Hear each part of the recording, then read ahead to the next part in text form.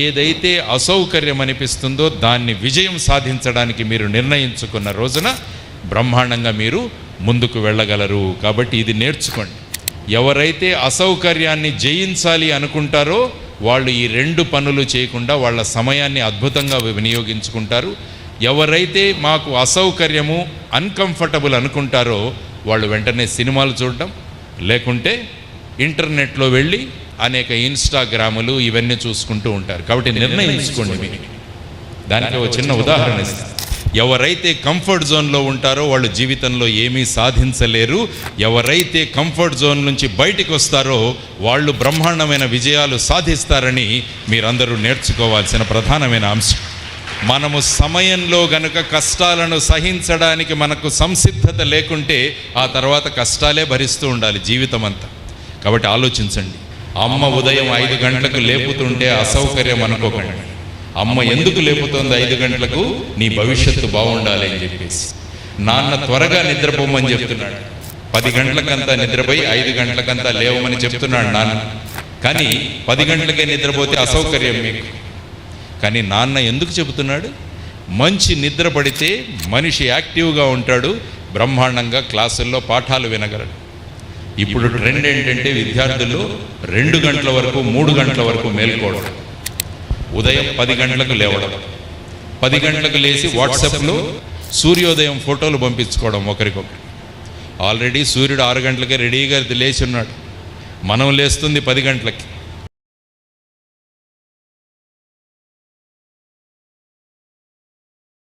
రోజు పేపర్ ఎంతమంది చదువుతారో నాకు తెలియదు, కానీ చాలామంది యువతరం పేపర్ చదివితే నేను అడుగుతాను ఏం చేస్తారంటే, వాళ్ళు మొట్టమొదట చూసేది సినిమా పేపరు, రెండవది స్పోర్ట్స్ పేపర్ పేజీ. ఈ 2 చూసేసి పేపర్ను పక్కన పెట్టేస్తారు.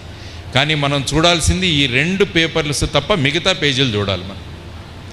అందువల్ల ఏంటంటే కేవలం స్పోర్ట్స్ తర్వాత సినిమాలు ఇవి మాత్రమే నిండిపోతున్నాయి. మరి మీరు చదవాల్సింది బిజినెస్ పేజ్.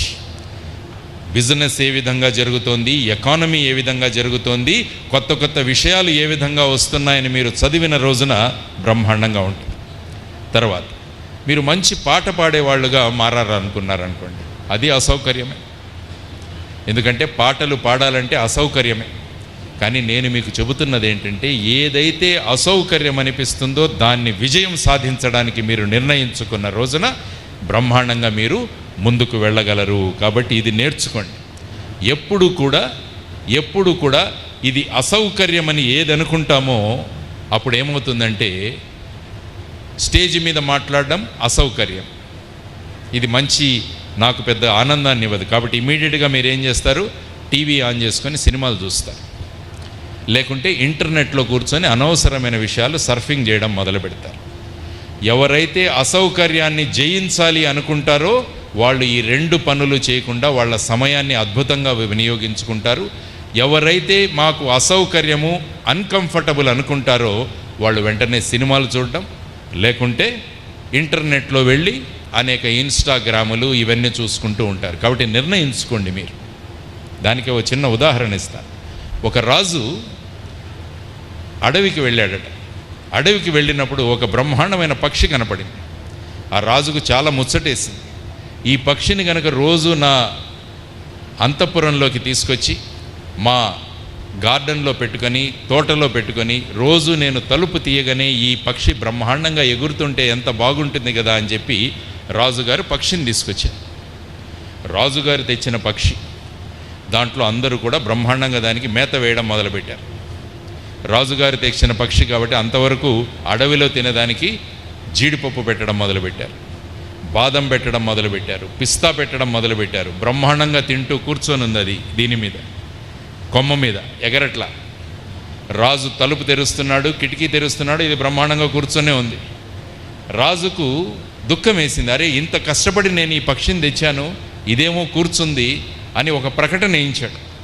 ఈ పక్షిని ఎగిరేటట్టు ఎవరు చేస్తే వాళ్లకు బహుమతి ఇస్తాను అని చెప్పాడు. చాలామంది ప్రయత్నించారు, కుదరలా. చివరికి ఒక రైతు వచ్చాడు, ఒక గొడ్డలు తీసుకొచ్చి ఆ కొమ్మను నరికి పడేశాడు. ఆ పక్షి బ్రహ్మాండంగా ఎగరవడం మొదలుపెట్టింది. కాబట్టి దీన్నే ఏమంటారంటే కంఫర్ట్ జోన్ అంటాం. మనం సుఖంగా అమ్మా నాన్నలు బ్రహ్మాండంగా డబ్బులు తెచ్చి మనల్ని చదివిస్తున్నారు. మనం ఏం కావాలంటే అడగకుండానే వాళ్ళు తెచ్చిపెడుతున్నారు. కాబట్టి మనం హాయిగా కంఫర్ట్ జోన్లో కూర్చొని ఉంటాం. కాలేజీకి వెళుతున్నాము, మనం నేర్చుకుంటున్నామా నేర్చుకోవట్లేదా ఎవరు చూడట్లేదు, హాయిగా కంఫర్ట్ జోన్లో ఉంటాం. ఎప్పుడైతే డిగ్రీ అయిపోయి కాంపిటేటివ్ ఎగ్జామ్ రాయడానికి వస్తే అప్పుడు ఆలోచించడం మొదలు పెడతాం. అయ్యో నేను చదివింటే బాగుండేదే, మా మాస్టర్లు చెప్పింటే నేను చదివింటే బాగుండేదే, నా పక్కింటి వాడు బ్రహ్మాండంగా ముందుకెళ్ళిపోతున్నాడు, నాకు పరీక్షల్లో పాస్ అవ్వట్లేదే. ఎవరైతే కంఫర్ట్ జోన్లో ఉంటారో వాళ్ళు జీవితంలో ఏమీ సాధించలేరు. ఎవరైతే కంఫర్ట్ జోన్ నుంచి బయటికి వస్తారో వాళ్ళు బ్రహ్మాండమైన విజయాలు సాధిస్తారని మీరందరూ నేర్చుకోవాల్సిన ప్రధానమైన అంశం. ఒక ఊరికి ఒక శిల్పి వచ్చాడంట. ఆ ఊరిలో ఆలయం కట్టారంట. ఆలయం కట్టినప్పుడు ఒక శిల్పిని పిలిచారు. మేము ఆలయం కట్టేశామండి, ఇందులో బ్రహ్మాండమైన విగ్రహాన్ని కట్టాలి అంటే శిల్పి వచ్చి అక్కడ రాళ్లను చూసి 2 రాళ్లను సెలెక్ట్ చేసుకున్నాడు. 2 రాళ్ళు, ఈ రెండిటిలో ఒకటిని దేవుడిగా మార్చాలి. మొదటి రాయిని వెళ్ళి అడిగాడట, నేను నిన్ను శిల్పంగా మారుస్తాను, కానీ నా సుత్తి ఉలి తీసుకొని రోజు నిన్ను కొడుతుంటాను, నీకేం అభ్యంతరం లేదు కదా అంటే ఆ రాయి అనిందంట, అయ్యో సుత్తి ఉలితో కొడితే నాకు చాలా నొప్పి కలుగుతుంది, మీరు నా దగ్గరికి రాకండి అనిందంట. 2వ రాయి దగ్గరికి వెళితే ఆహ్వానించిందంట, మీ ఇష్టం, మీరు ఎన్ని సుత్తి దెబ్బలైనా కొట్టండి, ఎన్ని ఉలి దెబ్బలైనా కొట్టండి, నేను మారడానికి సిద్ధంగా ఉన్నదని ఆ రాయి చెప్పిందట. కాబట్టి ఆ రాయిని ఎన్నుకొని ఆ శిల్పి బ్రహ్మాండమైన శిల్పాన్ని తయారు చేసి భగవంతుడి రూపంలో తయారు చేసి ఆ శిల్పాన్ని వెళ్ళి భగవంతుడి ప్రదేశంలో పెడితే అందరూ వచ్చి నమస్కారాలు చేసుకోవడం మొదలుపెట్టారు. గుడికి వెళ్ళినప్పుడు కొబ్బరికాయలు కొట్టాల్సి వస్తుంది. కొబ్బరికాయలు కొట్టడానికి ఒక రాయి కావాల్సి వచ్చింది. ఈ రాయి పడింది అక్కడ రెడీగా, దాన్ని పట్టుకొచ్చి అక్కడ పెట్టారు. రోజు పొద్దున్నుంచి సాయంత్రం వరకు కొబ్బరికాయలు కొట్టి కొట్టి కొట్టి ఆ రాయి మొత్తుకుంటుందంట. నేను కనీసం ఆ మొదట్లో ఆ శిల్పి యొక్క దెబ్బలను భరిస్తే నేను బ్రహ్మాండంగా కూర్చొని దాన్ని లోపలికి వెళ్ళి ఆ రోజు నాకు వద్దు అనుకున్నాను, ఈరోజు రోజు నేను దెబ్బలు తింటున్నానని ఈ రాయి బాధపడిందంట. మన జీవితం కూడా అలాంటిది. మనము సమయంలో గనుక కష్టాలను సహించడానికి మనకు సంసిద్ధత లేకుంటే ఆ తర్వాత కష్టాలే భరిస్తూ ఉండాలి జీవితం అంతా. కాబట్టి ఆలోచించండి, ఈ 3 సంవత్సరాల మీ డిగ్రీ రోజు మీరు ఎంజాయ్ చేసి మిగతా జీవితం అంతా బాధపడతారా? ఈ 3 సంవత్సరాలు కష్టపడి జీవితాన్నంతా సుఖమయంగా మార్చుకుంటారా? Choice is yours. ఏం కావాలో మీరే ఆలోచించండి. ప్రతిరోజు ఏ విధంగా మీరు గడుపుతున్నారో ఒక్కసారి ఆలోచించండి. బాగా ఉంటుంది ఎంజాయ్మెంట్, బ్రహ్మాండంగా. ఓటీటీల్లో కూడా మీకు సినిమాలు తయారు చేస్తున్నారు. అన్స్టాపబుల్ అని చెప్పేసి బాలకృష్ణ గారు కూడా ఒక బ్రహ్మాండమైన ఒక ఇంటర్వ్యూలు చేస్తున్నారు. అవన్నీ చూసుకుంటూ మనము హ్యాపీగా జీవిస్తున్నాం. కానీ 3 సంవత్సరాల తర్వాత తెలుస్తుంది మన జీవితాలు ఏ విధంగా ఉండబోతున్నాయో అన్నది మీరు ఇప్పుడే ఆలోచించండి. అందుకనే ఈ శిల్పి యొక్క ఉదాహరణ ఇచ్చాను. కాబట్టి ఇప్పుడు ఎవరైతే కష్టపడితే వాళ్ళు బ్రహ్మాండంగా ముందుకు వెళతారు. అందువల్ల ఎప్పుడు కూడా అసౌకర్యం అనుకోకండి. అమ్మ ఉదయం 5 గంటలకు లేపుతుంటే అసౌకర్యం అనుకోకండి. అమ్మ ఎందుకు లేపుతోంది 5 గంటలకు? నీ భవిష్యత్తు బాగుండాలి అని చెప్పేసి. నాన్న త్వరగా నిద్రపోమని చెప్తున్నాడు, 10 గంటలకంతా నిద్రపోయి 5 గంటలకంతా లేవమని చెప్తున్నాడు నాన్న. కానీ 10 గంటలకే నిద్రపోతే అసౌకర్యం మీకు. కానీ నాన్న ఎందుకు చెబుతున్నాడు? మంచి నిద్ర పడితే మనిషి యాక్టివ్గా ఉంటాడు, బ్రహ్మాండంగా క్లాసుల్లో పాఠాలు వినగలడు. ఇప్పుడు ట్రెండ్ ఏంటంటే విద్యార్థుల్లో 2 గంటల వరకు 3 గంటల వరకు మేల్కోవడం, ఉదయం 10 గంటలకు లేవడం, 10 గంటలకు లేచి వాట్సాప్లో సూర్యోదయం ఫోటోలు పంపించుకోవడం ఒకరికొకరు. ఆల్రెడీ సూర్యుడు 6 గంటలకే రెడీగా లేచి ఉన్నాడు, మనం లేస్తుంది 10 గంటలకి. చూడండి, ఈ విధంగా మారిపోయింది. కాబట్టి అమ్మా నాన్నలు చెబుతున్న విషయాలను గమనించి మనం ఎవరైతే ముందుకు వెళ్ళగలమో వాళ్ళు జీవితంలో బ్రహ్మాండంగా ముందుకు తీసుకువెళ్తారు. కాబట్టి ఉదయాన్నే లేవడం, చెడు అలవాట్లకు దూరంగా ఉండడం, డబ్బు దుబారా చేయకుండా ఉండడం. చాలామంది, ముఖ్యంగా యువతరం చెప్తున్నాను, ఈ మధ్య తాగుడికి, డ్రగ్స్కి, వ్యసనాలకి గురి అయిపోతున్నారు. ఏదో కొత్తది స్మోక్ చేయాలి, తాగాలి, ఇలాంటి ఆలోచనలు చాలామందిలో వస్తున్నాయి. కానీ సిగరెట్ తాగుతున్నప్పుడు ఆలోచించండి, ఈ సిగరెట్లో మీరు తీసుకుంటున్న గాలి మీ అమ్మ ఊపిరితిత్తుల్లోని గాలి అని మీరు గమనించండి. తాగుడికి అలవాటు పడితే ఆ తాగుతున్నది మీ నాన్న రక్తం అని అనుకోండి, మీరు ఎప్పుడు దాన్ని ముట్టుకోరు. అందువల్ల ఈ అసౌకర్యం నుంచి సౌకర్యం దిశగా మనం ముందుకు రావాలి అని చెప్పి నేను చెప్తున్నాను మీకు. తర్వాత ఓపిక కూడా కావాలి మనకు. ఓపిక, ఏదైతే అసౌకర్యం అనిపిస్తుందో దాన్ని సౌకర్యంగా మార్చుకోవడానికి ఓపిక కావాలి. దానికి ఒక చిన్న కథ చెప్తాను, రియల్ స్టోరీ. ఒక వ్యక్తి జార్ఖండ్లో ఉన్నాడు. జార్ఖండ్ ఇంతకుముందు బీహార్లో ఉండేది, ఇప్పుడు జార్ఖండ్ స్టేట్గా మారింది. అందులో ఒక వ్యక్తి పొలం ఉంది, ఆ పక్కన ఊరుంది. ఆ పక్కన ఊరు దగ్గరగానే ఉంది, కానీ ఆ ఊరిని చేరాలంటే 58 కిలోమీటర్లు తిరిగి వెళ్ళాలి. ఎందుకంటే ఈ ఊరికి ఆ ఊరికి మధ్య ఒక పెద్ద కొండ ఉంది. ఒకరోజు ఆ వ్యక్తి పని చేస్తుంటే వాళ్ళ భార్య టిఫిన్ తీసుకుని వస్తుంది. కానీ ఆ మధ్యలో ఆవిడ కాలు జారి తలకు దెబ్బ తగులుతుంది. ఆవిడను హాస్పిటల్కి తీసుకువెళ్ళాలి. అప్పుడు అంబులెన్స్లో ఎక్కించి ఆవిడని 58 కిలోమీటర్లు తిరిగి వెళ్ళేసరికి ఆవిడ చనిపోయింది. ఆ అమ్మాయి రక్తస్రావమై చనిపోయింది. అప్పుడు చాలా అసౌకర్యమైంది అతనికి. రోజు భార్య ఇంట్లో ఉన్నప్పుడు చక్కగా వంట పెట్టి తను పొలంకి వెళ్ళినప్పుడు సహాయం చేసేది, ఆవిడ లేకపోయేసరికి చాలా అసౌకర్యంగా ఫీల్ అయ్యాడు. ఆలోచించాడు, దీనికి కారణం ఏంటి అంటే ఈ మధ్యలో ఉన్న కొండ. ఈ కొండ గనక లేకుంటే నేను నా భార్యను 8 కిలోమీటర్ల దూరంలో ఇమీడియట్గా తీసుకువెళ్ళగలిగేవాడిని, మా భార్య బతికుండేది ఈరోజు. అంతటితో చెప్పి ఊరుకోలేదు. సుత్తి తీసుకున్నాడు, ఉల్లి తీసుకున్నాడు, ఆ కొండను నెమ్మదిగా తొలవడం మొదలుపెట్టాడు.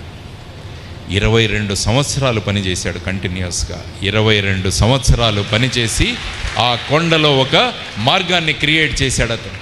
22 సంవత్సరాలు. ఎందుకు? కలిగిన అసౌకర్యం ఏంటి? వాళ్ళ భార్య చనిపోవడం. కానీ ఈ అసౌకర్యాన్ని చూసి ఇటువంటి అసౌకర్యం అందరికీ కలుగుతుందంటే నేనేమైనా చేయాలి అనుకున్నాడు. ఉలిపెట్టి 22 సంవత్సరాలు పనిచేసి ఆ మొత్తం ఈ గ్రామానికి ఆ గ్రామానికి మధ్య కలుపుతూ ఈ కొండను తీసేశాడు అక్కడి నుంచి. ఇప్పుడు ఆ గ్రామం ప్రజలు పక్క గ్రామానికి వెళ్ళాలంటే కేవలం 8 కిలోమీటర్లు మాత్రమే ప్రయాణం చేయాలి. అతని పేరు దశరథ్ మాంజీ. ప్రభుత్వం అతనికి పద్మశ్రీతో సత్కరించింది. అతనికి పద్మశ్రీ దశరథ్ మాంజీ. మీ నెట్లో అటువంటి విషయాలు చదువుకోండి, మీ ఇంటర్నెట్లో ఇటువంటి విషయాలు కూడా చాలా ఉంటాయి. కాబట్టి ఇటువంటి వ్యక్తుల గురించి చదవండి, మీరు ఎంత స్ఫూర్తి కలుగుతుంది. కాబట్టి ఎప్పుడు కూడా ఏదైతే మీరు అసౌకర్యం అనుకుంటారో, డిస్కంఫర్ట్ అంటారో, దాని నుంచి బయటికి గనక మీరు రావాలంటే మీ సంకల్పన కావాలి. రోజు కొంత పని చేస్తూ ఉండాలి. మీరు ఎప్పుడైనా హై జంప్ చేశారా? హై జంప్ ఎప్పుడైనా చేశారా? హై జంప్ ఎలా ఉంటుందంటే 2 పిల్లర్స్ పెట్టి దాని మధ్యలో ఒక కర్ర పెడతారు, దాని నుంచి ఎగరాలి. ఆ ఎగిరితే మళ్ళీ ఏం చేస్తారంటే కొంత ఎత్తు పెంచుతారు, మళ్ళా ఎగరాలి. ఆ విధంగా ఎత్తు పెంచుకుంటూ వెళ్తూ చివరికి ఒక లెవెల్కి చెప్తారు, నువ్వు ఇన్ని మీటర్లు నువ్వు జంప్ చేయగలవు అన్నది మామూలుగా మేము ఐపీఎస్ ట్రైనింగ్లో ఉన్నప్పుడు మాకు ఇచ్చే ఇండికేషన్. కానీ మేమేం చేసామంటే రోజు కొద్దిగా మార్పు తెచ్చుకునే విధంగా మేము ప్రయత్నించాం. ఫస్ట్ టైంలో వెళ్ళినప్పుడు కేవలం 45 సెంటీమీటర్లు మాత్రమే ఎగరగలిగాం. కానీ చాలా డిస్కంఫర్ట్ అసౌకర్యం అనిపించేది. కానీ రోజు ప్రయత్నం చేస్తూ ఆ హైట్ను పెంచుకుంటూ వెళ్ళగలిగాం అన్నమాట. కాబట్టి మన పర్ఫార్మెన్స్ ఎప్పుడు కూడా రోజు మనలో మార్పు రావాలి అన్నది మీరు ఆలోచించుకోండి. రోజు మార్పు రావాలంటే ఏం చేయాలంటే మీరు రోజు పడుకోబోయే ముందు ఒక పని చేయాలి, మీ సెల్ఫీ తీసుకోవాలి. చాలా ఆనందపడిపోతున్నారు అందరూ, సార్ ఏంటి మమ్మల్ని మా అమ్మ నాన్న సెల్ఫీ తీసుకోవద్దంటున్నారు. ఏ సెల్ఫీ తీసుకోవాలంటే మీ సెల్ఫీ కాదు, ఆ రోజు ఉదయం నుంచి సాయంత్రం వరకు పడుకోబోయే వరకు చేసిన మీ పనుల యొక్క సెల్ఫీ ఒకసారి తీయండి. మరుసటి రోజు కూడా సెల్ఫీ తీసుకోండి. ఈ సెల్ఫీకి ఆ సెల్ఫీకి మీకు గనక వ్యత్యాసం ఉంటే, మీలో కొంత మార్పు వస్తే, అప్పుడు మీరు నిజంగా బ్రహ్మాండమైన విజయాలను సాధించగలరు అన్నది మీరు నేర్చుకోవాల్సిన అంశం. కాబట్టి గో ఫర్ సెల్ఫీ. తర్వాత నేను ఇంజనీరింగ్ చదివాను. నేను ఇక్కడే వరంగల్ ఇంజనీరింగ్ కాలేజీలో NITలో చదివాను. నేను REC అనేవాళ్ళప్పుడు. మాకప్పుడు ఆ టైంలో పవర్ పాయింట్ ప్రజెంటేషన్ అని నేర్పించాను. నేను నిన్నెందుకు కూర్చొని ఇంకా అది గుర్తుందా లేదా అనుకుని మీకోసం ఒక పవర్ పాయింట్ ప్రజెంటేషన్ తయారు చేశాను. అది ఎలా ఉందో చూద్దామని చెప్పేసి నన్ను నేను పరీక్షించుకోవడానికి, నాకు ఇంకా పవర్ పాయింట్ ప్రజెంటేషన్ చేసే కెపాసిటీ ఉందా లేదా అని నన్ను నేను ప్రయత్నించుకుంటూ ఒక చిన్న ప్రయత్నం చేశాను, అది మీకు చూపిస్తాను. ఎక్కడుంది ప్రజెంటేషన్? యా, అదే కదా. యా, లయన్స్ క్లబ్ వారికి మరి ఒకసారి అభినందనలు ఈ కార్యక్రమం ఏర్పాటు చేసినందుకు. నెక్స్ట్ ఇందులో ఏది వస్తుంది నాన్న? యారోదేనా? యారో కదా. ఎస్, మీరంతా అనుకుంటున్నారు సార్కి ఏంటి పవర్ పాయింట్ రాలేదు, మొదటి స్లైడ్ పెట్టాడు కానీ రెండో స్లైడ్ బ్లాంక్ అయిపోయిందని చెప్పేసి. ఒక బొమ్మ కనబడుతుంది ఇక్కడ, చూస్తుందా? మీకు చిన్న అక్షరాల్లో ఉంది కాబట్టి నేను చదివి చెప్తాను. ఇతని పేరు కరోలే టకాస్. కరోలే టకాస్ ఇతను హంగేరీ ఆర్మీలో పనిచేస్తాడు. ఇతని పని ఏంటంటే ఎక్స్ప్లోజివ్స్, పేలుడు పదార్థాలను ప్రదర్శించడం, ట్రైనింగ్ ఇవ్వడం. కానీ అతనికి షూటింగ్ కూడా చాలా ఇంపార్టెంట్ హాబీ అతనికి. కాబట్టి రోజు కూడా ప్రాక్టీస్ చేస్తూ ఉండేవాడు షూటింగ్. ఆ షూటింగ్ ఎంత పిస్టల్ షూటింగ్ చేస్తూ ఉండేవాడు. ఎంత చక్కగా చేశాడంటే మొత్తం హంగేరీ దేశంలోనే ఫస్ట్ లెవెల్ షూటర్గా అతను వచ్చి ఖచ్చితంగా ఒలింపిక్స్లో గోల్డ్ మెడల్ సంపాదిస్తాడు అన్న స్థాయికి చేరుకున్నాడు. చూడండి. కానీ ఆ తర్వాత ఏమైందో చెప్తాను మీకు. అలా ఉన్నప్పుడు ఒకరోజు ఆ ఎక్స్ప్లోజివ్స్, ఆ పేలుడు పదార్థాలు పెట్టుకొని చూపిస్తున్నాడు. సడన్గా అది చేతిలోనే పేలిపోయి అతను మొత్తం చెయ్యి ఎగిరి పడిపోయింది. 6 నెలలలో ఒలింపిక్స్, ఆ దేశానికి గోల్డ్ మెడల్ తీసుకురావడానికి సిద్ధంగా ఉన్న వ్యక్తి చెయ్యి ఎగిరిపోయింది. కానీ మనమైతే వెంటనే నిరుత్సాహపడిపోతాం. కానీ ఆ వ్యక్తి మరుసటి రోజు కట్టుకొని ఏం చేశాడంటే ఎడం చేత్తో షూటింగ్ మొదలుపెట్టాడు. ఎడం చేత్తో షూటింగ్ మొదలుపెట్టి నెక్స్ట్ ఒలింపిక్స్ కాకుండా ఆ నెక్స్ట్ ఒలింపిక్స్ 1948 అండ్ 1952లో ఆ దేశానికి మళ్ళా గోల్డ్ మెడల్ తీసుకొచ్చాడు కరోలే టకాస్. ఎందుకు చెప్పానంటే ఇది మనిషిలో సంకల్పం. ఎటువంటి కష్టం వచ్చినా కూడా నేను దాన్ని ఎదుర్కొంటానన్న సంకల్పం మనిషిలో ఉంటే ఏ స్థాయికి మనిషి చేరుకోగలడన్న దానికి బ్రహ్మాండమైన ఉదాహరణ. Sergeant in Hungarian army, A shooter favourite to win gold, lost his right hand in an accidental explosion, started shooting with the left hand, and 1948 London ఒలింపిక్స్లోను 1952 హెల్సింకి ఒలింపిక్స్లో కూడా గోల్డ్ మెడల్ తెచ్చుకున్నాడు. ఓకే, ఇది మీకు కావాల్సి. రెండవది, ఆ అమ్మాయి పడుకొని ఉంది హాస్పిటల్. గుర్తుపట్టారా ఎవరైనా? అమ్మాయిని గుర్తుపట్టారా ఎవరైనా? ఆ అమ్మాయి నేషనల్ లెవెల్ వాలీబాల్ ప్లేయర్. ఆ అమ్మాయి ట్రైన్లో ప్రయాణం చేస్తుంటే 5 దొంగలు వచ్చి ఆ అమ్మాయి దగ్గర ఉన్న పర్సు లాగడానికి ప్రయత్నించారు. కానీ ఆ అమ్మాయి ఫైటింగ్ చేసింది వాళ్ళతో.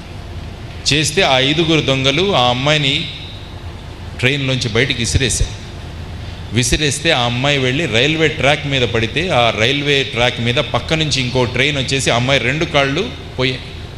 ఆ స్థితిలో ఆ అమ్మాయి పడుకుంది. కానీ ఆ అమ్మాయి మనసులో సంకల్పించుకుంది, నేను ఏదైనా చెయ్యాలి అని. ఎందుకంటే ఆ హాస్పిటల్లో పడుకున్నప్పుడు టీవీలో ఒక ప్రోగ్రాం చూస్తుంది. మీ అందరి favourite cricketer Yuvraj Singh programme చూస్తే యువరాజ్ సింగ్ క్యాన్సర్ వచ్చింది. కానీ ఎంతో శక్తితో క్యాన్సర్ని ఎదిరించాడు. యువరాజ్ సింగ్ క్యాన్సర్ని ఎదిరిస్తే నేను ఈ అవిటితనాన్ని ఎందుకు ఎదిరించకూడదు అని చెప్పేసి ఆ అమ్మాయి నిర్ణయించుకొని జైపూర్ ఫుట్ పెట్టుకుంది. జైపూర్ ఫుట్ తెలుసు కదా మీకు, జైపూర్ ఫుట్. అది పెట్టుకొని చిన్నగా నడవడం మొదలుపెట్టింది. చిన్నగా కొండలు ఎక్కడం మొదలుపెట్టింది. కొండలు ఎక్కుతూ ఆ అమ్మాయి ఎవరెస్ట్ శిఖరాన్ని ఎక్కి కూర్చుంది. ఎవరెస్ట్ శిఖరాన్ని ఎక్కి కూర్చుంది ఆ అమ్మాయి. ఆ అమ్మాయి రాష్ట్రపతి గారి దగ్గర నుంచి పద్మశ్రీ అవార్డు పొందింది. చూడండి, ఎవరు ఆ అమ్మాయి? సినిమాల ప్రశ్నలు అడిగింటే ఈ పాటికి బ్రహ్మాండంగా సమాధానాలు వచ్చాయి. వీళ్ళు రియల్ హీరోస్ మనకి. వీళ్ళు నిజమైన విజయాన్ని సాధించిన వాళ్ళంతా రీల్లో ఉన్నవాళ్ళు. రీల్ అండ్ రియల్కి డిఫరెన్స్ ఉంటుంది, గమనించండి. ఈ అమ్మాయి పేరు అరుణిమా సిన్హా. నోట్ చేసుకోండి, రోజు అరుణిమా సిన్హా గురించి చదవండి అమ్మాయిలు. మీరు వెళ్ళి ఎవరు మీ హీరోయిన్లు, వాళ్ళేం చేశారు, ఎన్ని సినిమాలు వేశారు, ఇవే చదువుతున్నాం. కానీ మన నిత్య జీవితంలో ఇటువంటి అద్భుతమైన విషయాలు సాధించిన వ్యక్తుల గురించి మీరు చదవాలి. అంటే if you think you can, నేను చేస్తాను అన్న విశ్వాసం నాలో ఉంటే నేను ఖచ్చితంగా చేయగలనని చూపించిన ఇద్దరు వ్యక్తులు కరలోయ్ టకాస్ అండ్ అరుణిమా సిన్హా. వీరి గురించి చదవండి. దీన్ని ఏమంటారంటే దిస్ ఈజ్ కాల్డ్ డిటర్మినేషన్, పట్టుదల. నేను సాధించగలను అనుకుంటే నేను సాధించగలను. ఎవరెస్ట్ శిఖరం ఎవరెక్కారు మొదట?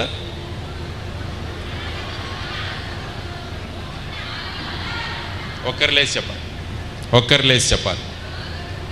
తల్లి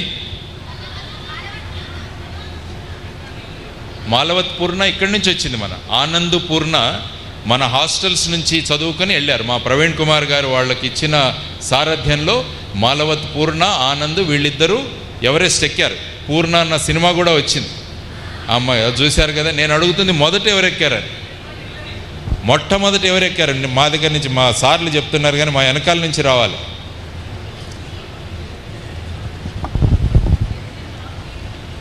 ఎవడు కొడితే దిమ్మ తిరిగి మైండ్ బ్లాక్ అవుతుందో వాడే పండుగాడు. చూడండి ఎంత విషయాలు తెలుసు మీకు, ఎంత జ్ఞానం, ఎంత విజ్ఞానం. ఎవరెస్ట్ శిఖరం ఎవరు ఎక్కారు మొదట అడుగుతుంటే అది తెలియట్లేదు మనకి. Edmund Hillary and Tenzing Norgay వీళ్ళిద్దరూ ఎక్కారు మొదట. ఒక ప్రయత్నంలో ఎక్కలేదు, వాళ్ళు చాలా కష్టపడ్డారు. ఇంకొక ఆల్మోస్ట్ ఎక్కుతామన్నప్పుడు ఒకసారి వాళ్ళు కిందికి రావాల్సి వచ్చేసింది. మంచు తుఫాన్ వచ్చింది. ఆ రోజు వచ్చి ఎడ్మండ్ హిల్లరీ ఏమన్నాడంటే ఎవరెస్ట్తో, నేను మనిషిని, నువ్వు రాయివి, నువ్వు ఎదగలేవు, నేను మనిషిగా ఎదుగుతాను, ఒకరోజు వచ్చి నీ మీద విజయం సాధిస్తాను అన్నాడు. మరుసటిసారి వాళ్ళిద్దరూ ఎవరెస్ట్ని ఎక్కగలిగారు. ఇది కావాల్సింది మనకు, పట్టుదల. సాధించగలమన్న పట్టుదల ఉంటే మనం ఏదైనా సాధించవచ్చని వీళ్ళిద్దరూ చెప్పారు. మళ్ళా సార్ పవర్ పాయింట్ పనిచేయాల. మీకు వచ్చిందా? ఏంటిది? భూకంపం. రెండవ ప్రపంచ యుద్ధంలో అణుబాంబు దాడి ఏ దేశం మీద జరిగింది? జపాన్లో హిరోషిమా, నాగసాకి అనే 2 పట్టణాల మీద జరిగిన. ఆ తర్వాత ఏమైపోయింది? ఈ విధంగా తయారయ్యా ఆ పరిస్థితి. కానీ అక్కడ ఉన్న మీలాంటి యువతరం సంకల్పించారు, మా దేశం మీద అణుబాంబు దాడులు జరిగాయి కానీ మా దేశం అంటే ఏం చేస్తామో చూపిస్తామన్నారు. దేశాన్ని మార్చేశారు. ఈరోజు జపాన్ ఈ విధంగా ఉంది. ఏ విధమైన జపాన్ ఏ విధంగా మారిపోయిందో చూడండి మీరు. దానికి ప్రధానమైన కారణం, ఒక లక్ష్యం పెట్టుకున్నారు, ఆ లక్ష్యం దిశగా వెళ్ళారు, జపాన్ని ఈ విధంగా తయారు చేశారు. అంటే మీ జీవితాల్లో చేయాల్సింది ఒక లక్ష్యాన్ని పెట్టుకోండి. మీరు ఒక లక్ష్యాన్ని పెట్టుకోండి. ఈరోజు మీరు రాసేసుకోండి మీ పుస్తకంలో ఏం కావాలనుకుంటున్నారు మీరు జీవితంలో అని చెప్పి ఈరోజు రాసుకోండి. దాన్ని ఎలా సాధించాలి అన్నది రోజు మీరు దానికి టైం టేబుల్ రాసుకోండి. సపోజ్ మీలో ఎవరో సివిల్ సర్వీసెస్కి వెళ్ళాలనుకుంటున్నారు, ఐఏఎస్ ఐపీఎస్ కావాలనుకుంటున్నారు, కొంతమంది ప్రొఫెసర్లు కావాలనుకుంటున్నారు, మంచి స్పోర్ట్స్మెన్ కావాలనుకుంటున్నారు, స్పోర్ట్స్ ఉమెన్ కావాలనుకుంటున్నారు. రాసేసుకోండి ఈరోజు. రాసి ఎప్పుడైతే మన ముందు లక్ష్యం ఉందో ఆ లక్ష్యాన్ని సాధించడం చాలా సులభం అవుతుందన్నది జపాన్ వాళ్ళు మనకు చూపించిన విజయం. కాబట్టి చాలామంది ఇంపాసిబుల్ అంటుంటారు. కాబట్టి 2 అక్షరాలను మనం తొక్కేయాలి. ఏంటవి? ఐఎం. తొక్కేయండి నోట్లోకి. ఇంపాసిబుల్ ఏంగా మారుతుంది? పాజిబుల్గా మారుతుంది. కాబట్టి ఇంపాసిబుల్లో ఐఎం అన్నవి నొక్కేసేయండి, ఇంపాసిబుల్ కూడా పాజిబుల్ అవుతుంది. ఎందుకు సాధ్యం కాదని ఆలోచించండి. ఎందుకు సాధ్యం కాదు? మీరెందుకు సాధించలేరు? మీరెందుకు ఎవరెస్ట్ ఎక్కరేలేదు? పూర్ణ, ఆనంద్ ఎక్కగలిగితే నేనెందుకు ఎక్కలేనని మీరు సంకల్పించుకున్న రోజున, సంకల్పించుకొని రూమ్లో కూర్చొని సినిమాలు చూస్తే సరిపోదు. దానికోసం కృషి చేయాలి. ప్రతిరోజు మీలో మార్పు రావాలి. అప్పుడు బ్రహ్మాండమైన విజయాలు మీరు సాధించగలరు. కాబట్టి ఎప్పుడు కూడా జీవితంలో లక్ష్యాన్ని పెట్టుకోండి. గోల్ అంట. దానికని నేను అక్కడ చూపించింది హార్వర్డ్ బిజినెస్ స్కూల్ అని ఉంది అమెరికాలో. అక్కడ ఏం చేశారంటే ఇలాంటి మీటింగ్ జరిగింది ఒకరోజు. అందరినీ వాళ్ళ లక్ష్యాలు ఏంటో రాయమన్నారు. వాళ్ళందరికీ పేపర్ ఇచ్చి మీ లక్ష్యం ఏంటో రాయమన్నారు. కేవలం 3%, 3% మాత్రమే వాళ్ళ లక్ష్యం ఏంటో నిర్ణయించుకున్నారు. తర్వాత 25 సంవత్సరాల తర్వాత వీళ్ళందరినీ మళ్ళా పిలిచి మళ్ళా ఇట్లాగే సమావేశం చేశారు.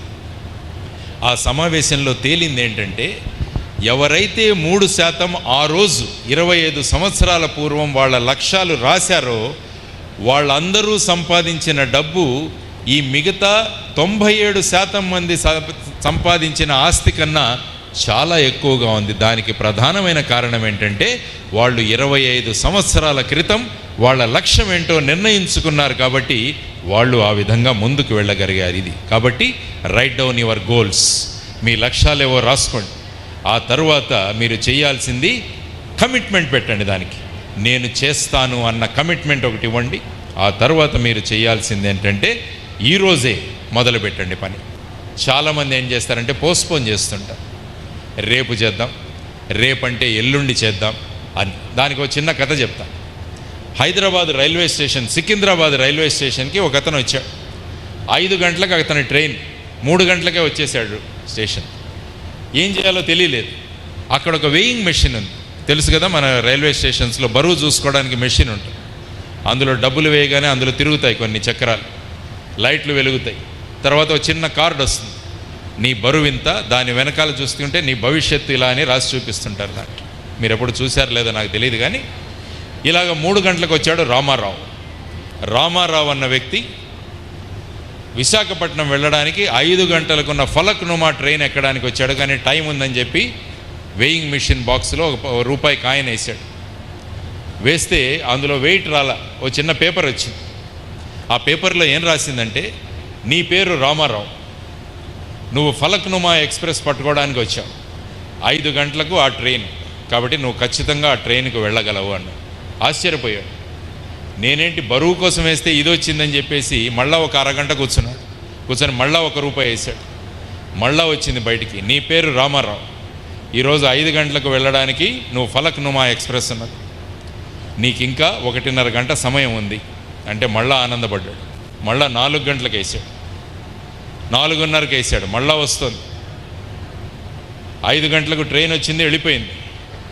మళ్ళా మర్చిపోయాడు. ఇంకా మళ్ళీ ₹1 నోట్ వేసాడు, ₹1 కాయిన్ వేశాడు. అందులోంచి వచ్చింది, నీ పేరు రామారావు, నువ్వు ఫలక్నుమాకి వెళ్ళాలి కానీ నీ ట్రైన్ వెళ్ళిపోయింది, కాబట్టి నువ్వు రేపు రా అని చెప్పేసి ఆ మెషిన్ చెప్పింది. అంటే మనము పోస్ట్పోన్ చేసుకుంటూ వెళితే ఏమవుతుందంటే ఫైనల్గా మన లక్ష్యాన్ని సాధించలేము. ఎందుకంటే ఇటువంటి అనేక శక్తులు మనల్ని లాగేస్తుంటాయి బయటికి. ఈరోజు మీరు అనుకున్నారు నేను సబ్ ఇన్స్పెక్టర్ ఆఫ్ పోలీస్ కావాలని మీరు గోల్ పెట్టుకున్నారు.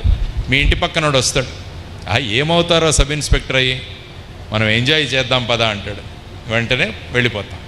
ఆ విధంగా ఈరోజే మీరు స్టెప్ కనుక తీసుకుంటే ఆ రోజు మీరు ముందుకు వెళ్ళగలరు. కాబట్టి గోల్స్ నిర్ణయించుకోండి, ఒక కమిట్మెంట్ చేయండి, ఆ తర్వాత ఈరోజే మొదటి స్టెప్ చేయండి, మీరు ఖచ్చితంగా. అందుకనే అబ్దుల్ కలాం గారు అన్నారు, you have to dream before your dreams come true అంటాడు ఆయన. కలలు కనండి అంటారు అబ్దుల్ కలాం గారు ఎప్పుడు. కానీ మనం ఏం చేస్తాం, నిద్రపోతూ కలలు కంటాం. కానీ కలాం గారు ఏం చెప్పారంటే, మీకు వచ్చే కలలు మీ నిద్రను మీరు నిద్రపోకుండా చేయాలి అంటారు డాక్టర్ కలాం గారు. అటువంటి కలలు కనండి అంటారు మీరు. కాబట్టి dreaming is very very important. Next ఏం చూస్తున్నారు ఇక్కడ, ఒకతను రాళ్ల పని చేస్తున్నాడు. రాళ్ళు ఎవరో వెళ్ళి అడిగారు అతను, ఏం చేస్తున్నావు నువ్వు అంటే, అతను ఏమంటాడంటే, కనపడట్లేదా, నేను రాళ్ళు పగలగొడుతున్నాను అంటాడు. అంటే అతనికి ఆ పనిలో ఇంట్రెస్ట్ లేదు. మళ్ళీ ఇంకొక వ్యక్తి అతను కూడా రాళ్ళు కొడుతున్నాడు. అతని దగ్గరికి వెళ్ళి అదే ప్రశ్న వేసాం మనం, వాట్ ఆర్ యూ డూయింగ్ అడిగితే అతను ఏమంటాడంటే, I'm helping to build the biggest library in Nalgonda అంటాడు. ఆ ఇద్దరికి మధ్య డిఫరెన్స్ చూడండి ఆన్సర్లో. మొదటివాడు ఏమనంటే నేను రాయి పని చేస్తున్నాను అన్నాడు, కానీ రెండవ వ్యక్తి ఏమన్నాడు, నేను నల్గొండలో కట్టే ఒక మంచి లైబ్రరీ కోసం నేను సహాయం చేస్తున్నాను అంటాడు. కాబట్టి ఎవరి దగ్గర రాళ్ళు కొనుక్కుంటారు మీరు? మొదటివాడి దగ్గర కొంటారా, రెండోవాడి దగ్గర కొంటారా? ఎందుకు? వాడు రాయి పనిలే చేస్తున్నాడు, ఇతను రాయి పనే చేస్తున్నాడు, కమిట్మెంట్తో చేస్తున్నాడు, నేనేదో చెయ్యాలన్న తపనతో చేస్తున్నాడు. కాబట్టి అతని రాళ్ళు బ్రహ్మాండంగా ఉంటాయి. కాబట్టి మీరు ఏ విధంగా మిమ్మల్ని గురించి అనుకుంటున్నారన్నదండి, మీరు స్టోన్ బ్రేకర్ లాగా ఉన్నారా, లేకుంటే మీరు బిల్డింగ్ ఆఫ్ ది లైబ్రరీ? మీరు ఆలోచించండి. మీరు కాలేజీకి వెళుతుంటారు, చాలామంది అడుగుతారు ఏం చేస్తున్నావు అంటే కాలేజీలో చదువుతున్నాను అంటారు. కానీ మీ సమాధానం ఏముండాలంటే రేపు భారతదేశ భవిష్యత్తును మార్చడానికి కావలసిన జ్ఞానాన్ని నేను నా కళాశాల నుంచి స్వీకరించడానికి నేను వెళుతున్నాను అని చెప్పిన స్థాయికి మీరు వచ్చినప్పుడు మీరు బ్రహ్మాండంగా మారుతారు, గొప్ప విద్యార్థులుగా మీరు మారుతారు. కాబట్టి చేస్తున్న పనిలో కమిట్మెంట్ పెట్టండి, చేస్తున్న పనిలో ఇంట్రెస్ట్ పెట్టండి. మీరు క్లాసులో పాఠం వింటుంటే పాఠం వైపే మీ 100% కాన్సన్ట్రేషన్ పెట్టండి. ఫేస్బుక్లో ఎవరైనా థమ్స్అప్ పెట్టారా? ఇన్స్టాగ్రామ్ ఎంతమంది చూశారు? ఎవరైనా థమ్స్ డౌన్ పెట్టారా? ఇలాంటివి చూసుకుంటూ పోతుంటే మీరు ఎవరిగా మిగిలిపోతారు? స్టోన్ బ్రేకర్గా మిగిలిపోతారు. కానీ మీరు కావాల్సింది దేశానికి కావలసిన వ్యక్తులు. కాబట్టి what you are doing is very very important. ఇది నేర్చుకోండి మీరు. తర్వాత మీరు నన్ను అడగొచ్చు, ఈ గోల్స్ని ఏ విధంగా నేను సాధించవచ్చు అంటే డాక్టర్ కలాం గారు చెప్పిన simple, find an aim in your life అంటాడు. మీ జీవితంలో ఒక లక్ష్యాన్ని పెట్టుకోండి, నాలెడ్జ్ని కంటిన్యూస్గా అక్వైర్ చేసుకోండి, ఆ తర్వాత కష్టపడి పని చేయండి, ఆ తరువాత మీరు ఖచ్చితంగా విజయాలు సాధించగలరు. కాబట్టి ఇది మీరు చేయాల్సిన అంశం. ఇదొకటి చూశారు, కనిపిస్తున్న ఒక చిన్న చెట్టు వచ్చింది. దీని పేరు ఏంటంటే చైనీస్ బ్యాంబూ. ఇది ఎంత ఎత్తు పెరుగుతుందంటే 85 అడుగులు పెరుగుతుంది. కానీ మొదటి 5 సంవత్సరాల్లో ఇలాగే ఉంటుంది అది. కానీ నెక్స్ట్ 3-4 నెలల్లో బ్రహ్మాండంగా అది పెరిగిపోతుంది అనమాట. కాబట్టి మీరు దీని నుంచి చైనీస్ బాంబు అంటారు. First 5 years you see nothing, ఏమీ కనిపించదు. మనకు కూడా అలాగే అనిపిస్తుంది, మేము గోల్ పెట్టుకున్నాం కానీ మాకంతా అభివృద్ధి జరగట్లేదని ఒక్కోసారి నిరుత్సాహం కలుగుతుంది. అప్పుడు వెంటనే చైనీస్ బాంబు గురించి ఆలోచించండి. 5 సంవత్సరాలు ఏమాత్రం ఎదుగుదల కనిపించదు, కానీ నెక్స్ట్ 90 daysలో 80 అడుగులు పెరుగుతుంది. దానికి ప్రధానమైన కారణం దానికి ఉన్న ఓపిక. 5 సంవత్సరాలు ఓపిక పట్టిన తర్వాత మిగిలిన 90 రోజుల్లో అది 80 అడుగులు బ్రహ్మాండంగా పెరిగిపోతుందన్నమాట. అందువల్ల 5 సంవత్సరాల 3 నెలల్లో అది 80 అడుగులు పెరుగుతుంది, కానీ 5 సంవత్సరాలు పెరగదు. కాబట్టి మీరు నేర్చుకోవాల్సింది ఏంటంటే ఏదైనా మేజర్ అచీవ్మెంట్ చేయాలంటే దానికి హార్డ్ వర్క్ కావాలి. ఫెయిల్యూర్స్ వస్తాయి, మీ మీద చాలా స్ట్రెస్ కూడా వస్తుంది. వాటన్నిటినీ కూడా తట్టుకొని మీరు ఉండగలిగితే 5 సంవత్సరాలు ఈ విధంగా మిగిలిన 90 రోజుల్లో మీరు 80 అడుగులు మీరు పెరగగలరు. కాబట్టి కావాల్సింది మీకు ఓపిక. ఇది కూడా నేర్చుకోండి. Never give up, never give up. అది నేర్చుకోవాల్సిన నెక్స్ట్ అంశం. Never give up, never give up. ఇది చాలా ప్రధానం. కాబట్టి దీన్ని క్వాలిటీని ఏమంటారంటే పేషెన్స్, పర్సివరెన్స్, ఓపిక. ఎవరికైతే ఓపిక ఉంటుందో వాళ్ళు విజయాలు సాధించగలరు, ఓపిక లేని వాళ్ళు విజయాలు సాధించలేరు. కాబట్టి ఏం నేర్చుకోవాలి మనం? What you require? పర్సివరెన్స్, ఓపిక అన్నది మీరు నేర్చుకోవాల్సిన ప్రధానమైన అంశం. ఇది వదిలేస్తాను. నెక్స్ట్ ఒక వ్యక్తిని చూపిస్తాను మీకు. ఈ వ్యక్తి తెలుసా మీకు? చదివారా ఎప్పుడైనా? చింతకింది మల్లేశం గురించి విన్నారా ఎప్పుడైనా? ఎంతమంది విన్నారు చింతకింది మల్లేశం గురించి? చూడండి, పద్మశ్రీ చింతకింది మల్లేశం. పద్మశ్రీ 6వ తరగతి మాత్రమే చదువుకున్నాడు. అమ్మా నాన్నలు చేనేత పని చేసేవాళ్ళు. పోచంపల్లి చీరలు తయారు చేస్తారు. ఒక్కొక్క చీర తయారు చేయడానికి 5 నుంచి 10 రోజులు పట్టేది. ఎంతో కష్టపడాల్సి వచ్చేది. అమ్మా నాన్నల కష్టాలని చూశాడు. నేను కొడుకుగా ఏం చేయగలను అని అనుకున్నాడు. కోటికి పరిగెత్తాడు. కోటి అంటే మన హైదరాబాద్లో కోటి. ఎందుకు పరిగెత్తాడు? అక్కడ బుక్స్ ఉంటాయి. ఒక మెషిన్ తయారు చేయాలనుకున్నాడు తను. అమ్మా నాన్నలు కష్టపడకుండా తక్కువ కష్టంతో పోచంపల్లి చీరలు తయారు చేయడానికి మెషిన్ కనుక్కోవాలని అన్నీ అక్కడికి వెళ్తే ఇంగ్లీష్ పుస్తకాలే ఉన్నాయి. అర్థం కాలే. 6వ తరగతి పాస్. డిక్షనరీ కొనుక్కున్నాడు. ఇంగ్లీషు తెలుగు డిక్షనరీ కొనుక్కొని ఆ ఇంగ్లీషు పుస్తకాలన్నీ తెలుగులో ట్రాన్స్లేట్ చేశాడు. 15 సంవత్సరాలు కష్టపడి లక్ష్మీ ఆసు మెషిన్ తయారు చేశాడు. ఆ మెషిన్ ద్వారా కేవలం 1 రోజులోనే ఒక పోచంపల్లి చీరను బ్రహ్మాండంగా తయారు చేయొచ్చు. అది మన చింతకింది మల్లేశం. ఇటువంటి ఎంత ఓపిక! చైనీస్ బాంబు ఏ విధంగా 5 సంవత్సరాలు కూర్చొని మిగతా 90 రోజుల్లో ఏ విధంగా పెరిగిందో చింతకింది మల్లేశం 15 సంవత్సరాలు కష్టపడి అమ్మా నాన్నల కోసం లక్ష్మీ ఆసు మెషిన్ను తయారు చేసి ఆ తరువాత చూస్తే మీరు రాష్ట్రపతి నుంచి పద్మశ్రీ అవార్డు తీసుకున్నాడు మన చింతకింది మల్లేశం. వీళ్ళు మనకు ఆదర్శం. అమేజింగ్ ఇండియన్స్ అని చెప్పి అందులో ప్రధానమంత్రి దగ్గర నుంచి కూడా అవార్డు తీసుకున్నాడు. చూడండి ఎంత ఓపిక ఉందో. మనమైతే ఏం చేస్తాం, ఇది కుదరదు, కష్టం అని చెప్పి వదిలేస్తాం.